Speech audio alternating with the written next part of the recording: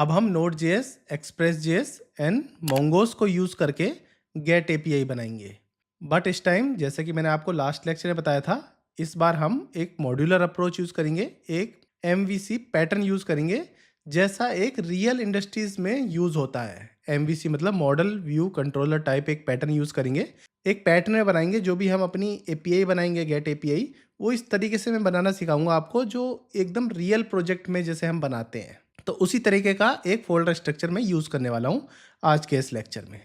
तो इसमें वही सारे स्टेप होने वाले हैं। पहले क्रिएट स्कीमा करेंगे, मॉडल बनाएंगे, उसके बाद राउट्स बनाएंगे with the help of express JS, node JS को कनेक्ट करेंगे मोंगोडीबी के साथ, उसके बाद गेट एपीआई के थ्रू डेटा फैच करेंगे मोंगोडीबी से, और लास्ट में टेस्टिंग करेंगे। थंडर क्लाइंट से भी कर सकते हैं और ब्राउज़र से भी कर सकते हैं। ज़्यादा थ्योरी मैं आज नहीं बताऊंगा, आपको पता है गेट एपीआई क्या होती है। बस इसी गेट एपीआई को with the help of mongoose हम बनाने वाले हैं। तो वीएस कोड पे देखोगे पैकेज डॉट जेसन में, यहाँ पे देखो टाइप मॉड्यूल लिखा हुआ है मैंने, और नीचे एक्सप्रेस जेएस ऑलरेडी इंस्टॉल है डिपेंडेंसी में, और मोंगोस भी ऑलरेडी इंस्टॉल है डिपेंडेंसी के अंदर। तो हमें इन दोनों को अलग से इंस्टॉल करने की ज़रूरत है नहीं। अगर किसी को नहीं पता एक्सप्रेस जेएस और मोंगोस कैसे मैंने इंस्टॉल करे हैं, वो मेरी लास्ट कुछ वीडियो देख सकता है, उसमें दोनों चीज़ मैंने बताई हुई है। तो जेसन का काम हमारा ख़त्म है। याद रखना टाइप मॉड्यूलर भी लिखना है, क्योंकि हम इसमें मॉड्यूलर अप्रोच यूज़ करेंगे।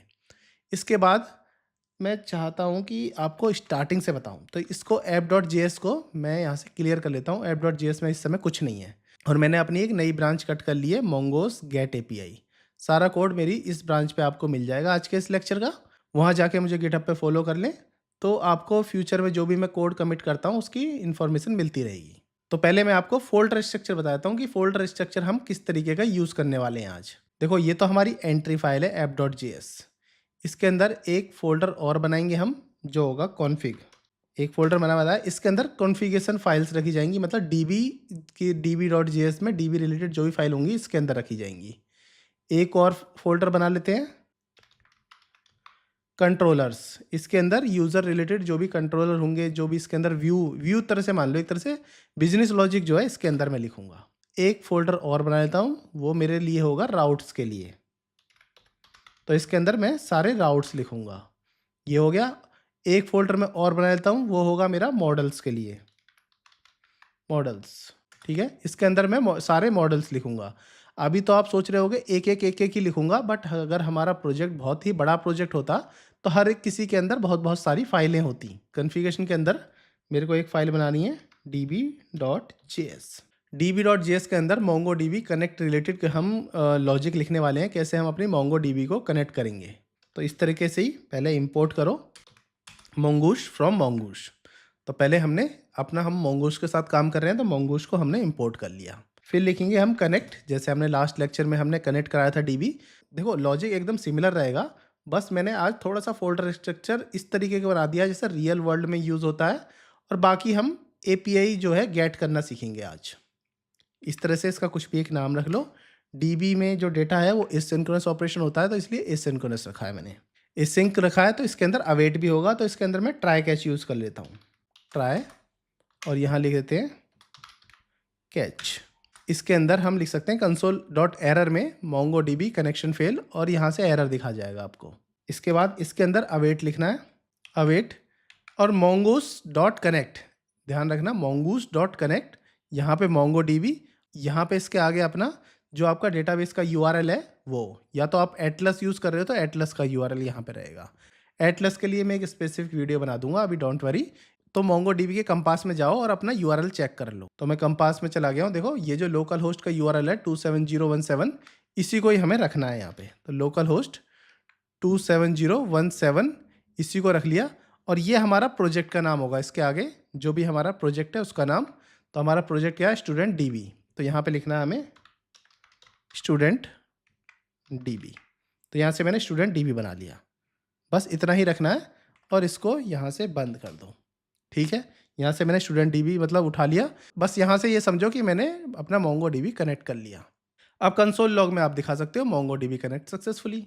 बस इतना ही सही काम था मोंगो डीबी कनेक्ट का। यहाँ से मैंने कनेक्ट कर लिया।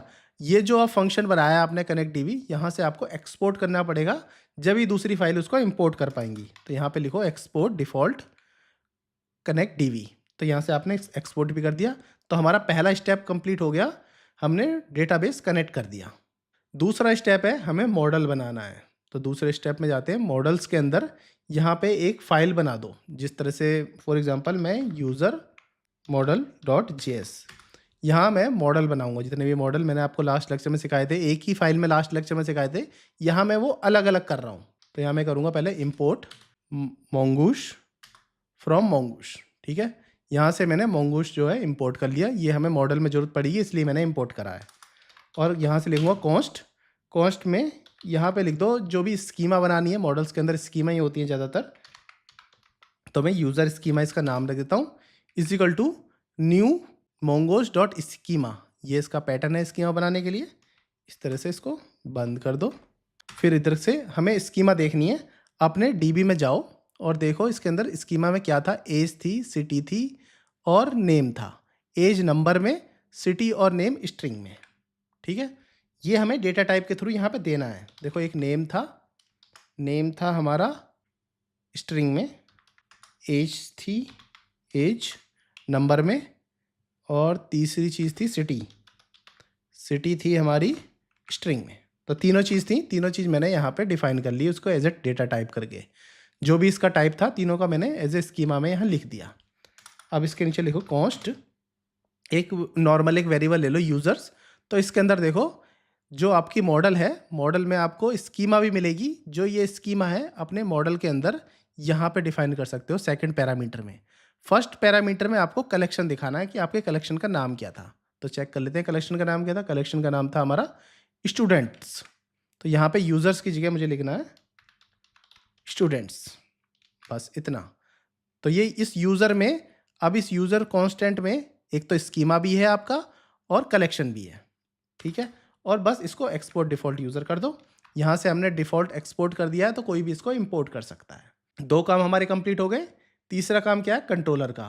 कंट्रोलर के अंदर हम अपना बिजनेस लॉजिक लिखते हैं। मतलब कि डेटाबेस से जो भी डेटाबेस फैच करके आते हैं, जो भी उसके अंदर इंसर्ट करना पड़ता है डेटा, जो भी उसमें डिलीट ऑपरेशन, जो भी करंट ऑपरेशन परफॉर्म करने पड़ते हैं, जो भी बिजनेस लॉजिक लिखना पड़ता है, वो कंट्रोलर के अंदर लिखना पड़ता है। तो इसमें अपनी एक फ़ाइल बना लेते हैं। तो फाइल का नाम भी यूज़र कंट्रोलर डॉट जेएस। ठीक है, यूज़र कंट्रोलर डॉट जेएस करके एक कंट्रोलर फाइल बना दी। इसमें लॉजिक लिख लेते हैं।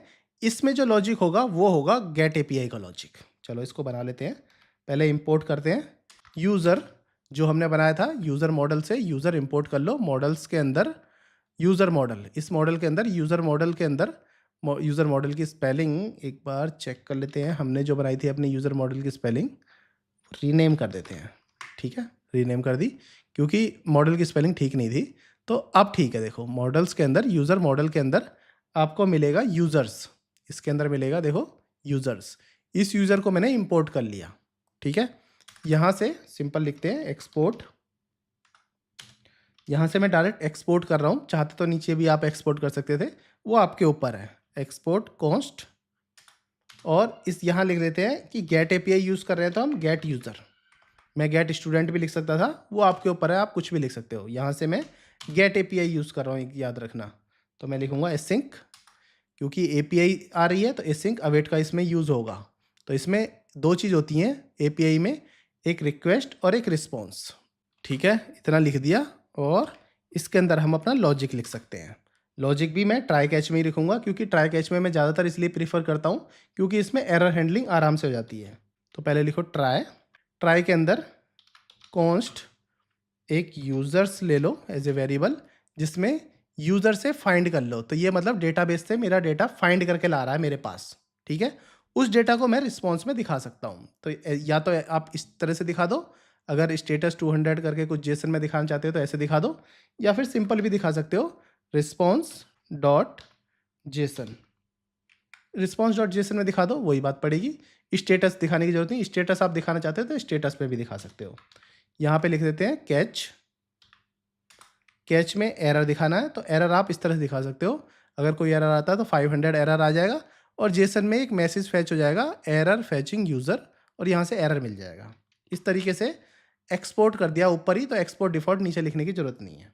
तो इतना करके सेव कर दो। तो आपका कॉन्फ़िगरेशन फाइल बन गई, कंट्रोलर बन गया, मॉडल बन गया। अब जो बची है वो बना है राउट्स। इसके अंदर हम राउट्स लिखेंगे। तो इस फाइल का नाम लिख लेते हैं हम यूज़र राउट्स डॉट जेएस। इसके अंदर सारे राउट्स बनाएंगे, किस राउट्स पे वो चलेगा, मतलब यूआरएल बता रहे हैं किस पर्टिकुलर यूआरएल पे हमारी एप्लीकेशन चलेगी। ठीक है, बाकी चीज़ें मैं अभी यहाँ से क्लोज कर देता हूँ। अब सिर्फ राउट्स के ऊपर फोकस करो। इंपोर्ट, सिंपल लिखना है इंपोर्ट। यहाँ पे आपको एक्सप्रेस जेएस का काम पता चलेगा, एक्सप्रेस जेएस किस तरह से यूज़ होती है। एक्सप्रेस फ्रॉम एक्सप्रेस, इंपोर्ट कर लिया एक्सप्रेस। इसके बाद इंपोर्ट, इसमें इंपोर्ट करना है जो हमें कंट्रोलर में हमने इंपोर्ट एक्सपोर्ट किया था, गेट यूज़र। यहाँ से हमें गेट यूज़र मिलेगा विद इन करली ब्रैकेट, क्योंकि हमने डिफ़ॉल्ट में एक्सपोर्ट नहीं किया था, सिंपल एक्सपोर्ट कर दिया था। फ्रॉम कंट्रोलर और यूज़र कंट्रोलर के अंदर हमें ये मिल जाएगा। दो चीज़ हमें इंपोर्ट की ज़रूरत है। मेरे को पता है क्या क्या चीज़ें की ज़रूरत है, इसलिए मैं पहले ही इंपोर्ट लिख देता हूँ। अगर आपको नहीं पता तो पहले लॉजिक लिखना स्टार्ट करो, इंपोर्ट अपने आप चल जाएगी। कॉन्स्ट करो और इस तरह से राउटर के अंदर एक्सप्रेस डॉट राउटर, मैंने आपको बताया था राउटर से हम वो भी निकाल सकते हैं, चाहते तो हम सीधा एक्सप्रेस भी लिख सकते थे, बट राउटर से सिर्फ राउट्स निकलते हैं। तो ये सब चीज़ मैं ऑलरेडी आपको समझा चुका हूँ। तो एक राउटर के अंदर एक्सप्रेस एज ए ऑब्जेक्ट ले लिया है, जिसके अंदर से राउट निकाल लिया है। अब simple routes dot get, get में बता दिया यूजर्स करके जो आपका लॉजिक मिलेगा, बेस यूआरएल की बात नहीं कर रहा, उसके बाद की यूआरएल की बात कर रहा हूँ। उसके अंदर जो आपको यूजर्स मिलेगा, उसके अंदर आपको गेट यूजर्स के साथ कंबाइन कर देना है, उसके अंदर लॉजिक भी आपको मिल जाएगा। यहाँ से एक्सपोर्ट डिफ़ॉल्ट राउटर कर लो, इस राउटर को हम कहीं और भी यूज़ कर सकते हैं। इसलिए अब हमारे जितने भी छोटे छोटे लॉजिक थे सारे फाइल में बन चुके हैं। अब अपना ऐप डॉट जेएस में जाओ, बाकी चीज़ बंद कर देता हूँ। अब ये जो था ये सारा वन टाइम प्रोसेस था, आपने एक बार कर लिया, मेरे को हर वीडियो पे नहीं करना पड़ेगा। तो अगली जो मैं 4 वीडियो बनाऊंगा कि गेट एपीआई की, तो जैसे आज बन गई, फिर बनेगी पोस्ट एपीआई की, पुट और पैच एपीआई की और डिलीट एपीआई की। उसमें ये सब मुझे करने की ज़रूरत नहीं है बार बार, सिर्फ मेरे को ऐप डॉट जेएस में लॉजिक लिखना है और अपना यूज़र लॉजिक कंट्रोलर में लिखना है। बस इतना ही, मेरा काम बहुत ही ज़्यादा आसान हो जाएगा अगर मैं पहले से ही फोल्डर बना के चलूँ। अब अपनी मेन फाइल जो है ऐप डॉट जेएस, इसको मैं जल्दी से कर लेता हूँ।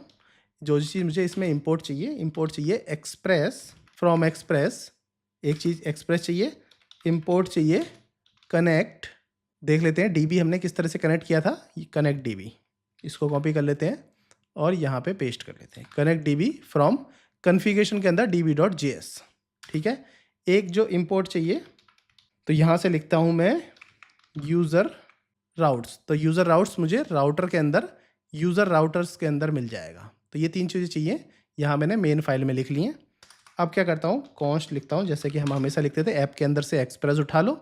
अब डीबी कनेक्ट के लिए देखो सिंपल लिख दिया कनेक्ट डीबी, मतलब हमारा डीबी कनेक्ट हो गया। इसके बाद मिडलवेयर यूज़ करना है, तो ऐप डॉट यूज़ लिख दिया और सीधा मिडलवेयर कनेक्ट कर लिया, मिडलवेयर का काम भी खत्म हो गया। अब इसके बाद देखो राउट्स लिखना है, तो एपीआई, सिंपल एपीआई लिखना है, क्योंकि यूज़र्स मैंने ऑलरेडी लिखा हुआ है। तो एपीआई लिखो और यूज़र राउट्स लिख दो। तो यहाँ से हमारा राउट्स भी कनेक्ट हो गया मेन फाइल से। और लास्ट में ऐप डॉट लिसन पोर्ट चला दो। यहाँ से इस तरह से कर लेते हैं, ऐप डॉट लिसन, इसमें 3000 पोर्ट पे हम सर्वर को रन कर सकते हैं। इस तरह से अपना एप्लीकेशन को रन करा दो। इतना सा काम था, 4-5 लाइनें यहाँ लिखनी पड़ी, बाकी सारा कोड आपका फोल्डर स्ट्रक्चर के बेस पे बन गया। अब क्या है, अपनी एप्लीकेशन को चला कर देख लेते हैं। नोड हाइफन वॉच, और अपनी एप्लीकेशन क्या थी, ऐप डॉट जेएस, इसको चला लेते हैं। तो हमारा देखो सर्वर रन हो गया 3000 पोर्ट पे और मोंगो डीबी कनेक्ट हो गया सक्सेसफुली। तो मतलब डीबी एकदम बढ़िया तरह से कनेक्ट हो चुका है। अब चेक कर लेते हैं हमारी एप्लीकेशन करेक्ट चल रही है या नहीं चल रही है। तो चलते हैं अपने ब्राउज़र पे, लोकल होस्ट 3000 करते हैं। लोकल होस्ट 3000, कुछ नहीं मिलने वाला, 3000 पे कुछ था ही नहीं। इसके बाद थी एपीआई, एपीआई पे भी कुछ नहीं मिलेगा, क्योंकि पहले हम जाएंगे एपीआई पे। एपीआई के बाद राउट्स क्या था हमारा, यूज़र्स। तो एपीआई के बाद यूज़र्स भी डालेंगे तो हमारा अपनी एपीआई आपको दिख जाएगी। यूज़र्स डाला तो आपकी जितनी भी ये डेटा हैं जो आपके मोंगो डीबी से उठ के आए हैं, ये सारा डेटा जो आपको आपके ब्राउज़र पे डिस्प्ले हो चुका है with the help of mongoose, कि आपको यही डेटा मिल रहे हैं जो ये डेटा थे। देखो 1 2 3 4 5, यही 5 डेटा हैं और यहाँ भी यही 5 डेटा हैं। तो एकदम डेटा आपको करेक्ट मिल गया जैसा आपको मिलना था। आप इसको यूआरएल को कॉपी करो, मैं आपको दिखा देता हूँ अब कि पोस्टमैन पे और थंडर क्लाइंट पे दोनों एक ही चीज़ हैं। या तो पोस्टमैन यूज़ करो आप या थंडर क्लाइंट यूज़ करो, दोनों के इंटरफेस एक जैसे हैं। तो मैं थंडर क्लाइंट पे आपको दिखा देता हूँ ये, कि चेक कर पा रहे हो या नहीं चेक कर पा रहे। ठीक है, तो यहाँ पे जाते हैं थंडर क्लाइंट पे, न्यू रिक्वेस्ट करते हैं, यहाँ से गेट ही रहने देते हैं और अपनी एपीआई यहाँ पे पेस्ट कर देते हैं। जो ये हमारी एपीआई था, एपीआई एंड पॉइंट, और यहाँ से सेंड कर देते हैं। जैसे आप सेंड करते हो तो स्टेटस 200 और इसके आगे आपकी एपीआई का सारा डेटा, वही 5 डेटा जो जेसन में थे, वो आपको यहाँ दिख जाएंगे। और ये सब चीज़ हमने यूज़ करी है मोंगूस का हेल्प करके। तो मोंगूस जो है ये फैसिलिटी प्रोवाइड कराता है, ये वाली। इसमें आपको बार बार कुछ क्वेरी लिखने की ज़रूरत नहीं। ऐसा लगता है आप जावास्क्रिप्ट में कोड लिख रहे हैं, बट मोंगूस जो है एक लाइब्रेरी है जो मोंगो डीबी पे वर्क करती है, उसके ऊपर वर्क करती है। तो इसका मतलब कि आपका कोड जो है ईजी टू मेंटेन हो जाता है। तो इस तरह से आप गेट एपीआई का यूज़ कर सकते हैं।